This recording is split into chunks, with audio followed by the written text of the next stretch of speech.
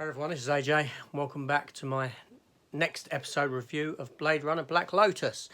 This is episode 5, Pressure. Let's talk about it.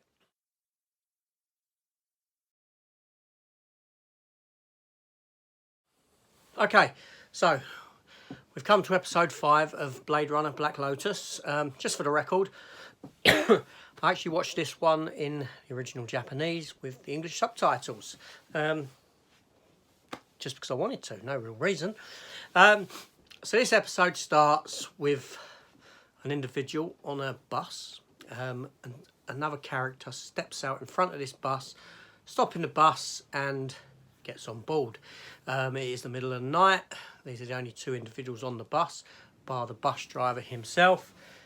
We come to learn that the fellow already on the bus is a replicant who was part of the underground fighting that we saw in earlier episodes when the senator was killed. And the geezer who's boarded the bus is actually a Blade Runner. So we're introduced to a Blade Runner himself within this episode. The episode then cuts to Elle waking up, stating that her dreams are getting worse. The apartment she's in with this fella, she snoops around, she finds a gun and decides to do a bit of rooftop shooting, a bit of target practice, rooftop target practice, shall we say, shooting bottles. He comes along, the geezer she's with, and stops her, takes the gun back off her, tells her to get her own, this sort of thing.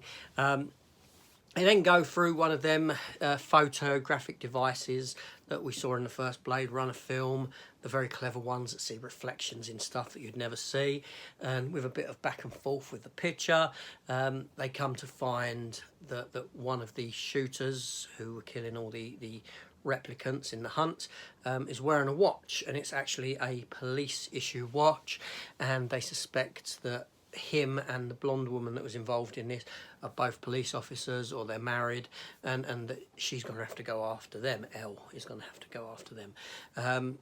We jump to the police force headquarters itself, and the police get mobilised to hunt down Elle, and because obviously she killed the senator, but behind the scenes the head police officer knows about the hunts with the dolls.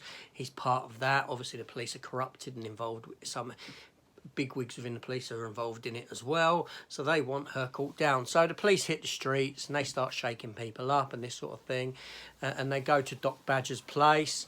And the program's sort of filmed in such a way that you believe Elle is there, but it turns out that she isn't. But the guy that she's staying with, he's there, and he gets arrested. Doc Badger's back at their place, and she gets the photos of the individuals that she's going to be going after. And the episode ends with her sort of hitting the street and heading towards the blonde woman's place. The blonde woman having just phoned the head police officer saying, "I want more protection here," blah, blah, blah.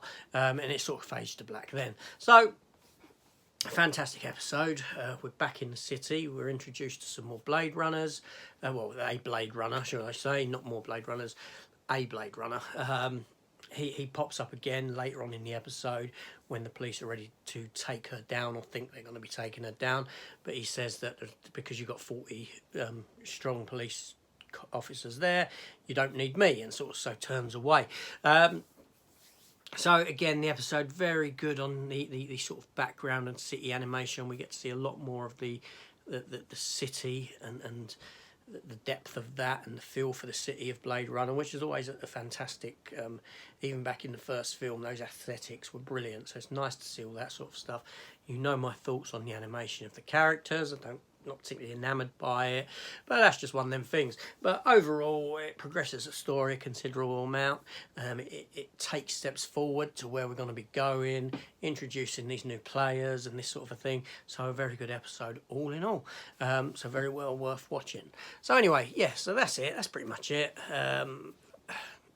You know, for 22 minutes, it kept me glued to the screen.